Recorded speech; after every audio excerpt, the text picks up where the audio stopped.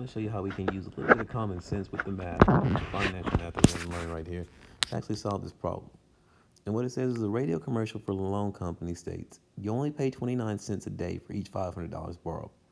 If you borrow $1,500 for 120 days, what amount will you repay and what annual interest rate is the company charging? So in order to do this, there's a couple of things we have to do first.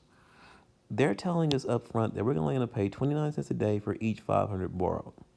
And it tells me that I borrowed $1,500. So we need to think about it like this. If we borrowed $1,500, right? And remember that borrowed amount is going to be, in this particular case, that's your initial investment, P. That's how your principal, that's what you're borrowing. But you borrowed $1,500. So how many $500 sit inside that 1,500? And there are three $500 payments in there. And so they tell us that we're going to pay 29 cents a day for each 500 borrowed. So for every one of these 500 I'm borrowing, I'm going to pay 29 cents. So with that said, then that means that per day, if I borrow three 500s, that is 3 times 0.29. So that means I'm going to pay 87 cents a day on this particular loan, right? Now, they tell me that I'm borrowing that particular loan, though, for 120 days. So I know I'm going to borrow it for 120 days. And so per day, I'm paying 87 cents. I borrow for 120 days. So I'm going to multiply 120 times 0.87. And when I do that, I get 104.4. So let's go back to this and see now then, and realize that we've borrowed $1,500, but we've got charged $104.40 in interest on that particular loan. So the ending amount that we're going to have to pay in the end, the A value here, is going to be equal to the 1,500 we borrowed plus the interest that got accrued on the amount of days that we borrowed it for. And so when I add that up, I'm going to get my A value.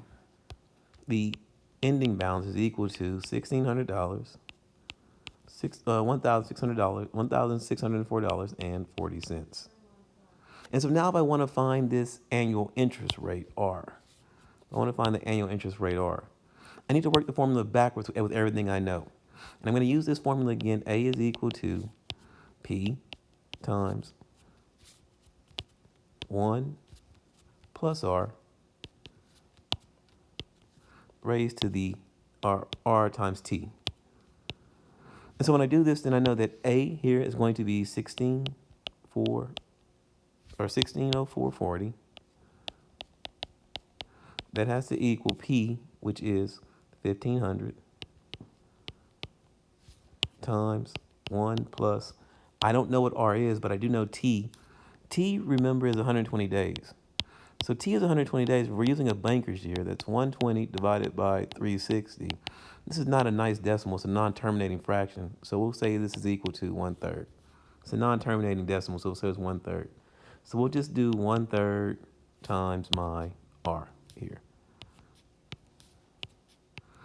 So when I clean this up, again, if I'm given the ending balance A and the principal P, I always divide by the principal. So I'm going to divide everything on both sides by 1,500 first. So when I divide that 1,604.40 by the 1,500,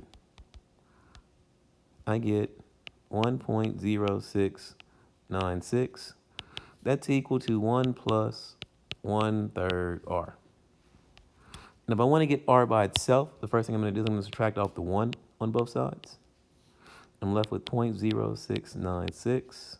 That equals 1/3 R. And now I want to solve for R. This is a fraction. I want to clear that fraction. So I'm going to multiply both sides by the denominator, which is 3. Multiply that by 3, multiply this by 3.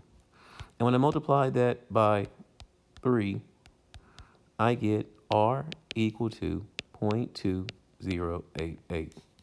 So the annual interest rate I'm going to be paying on this is 20.88%. And again, this is just basic math using common sense and applying what they're telling me to do before I even jumped into the formula.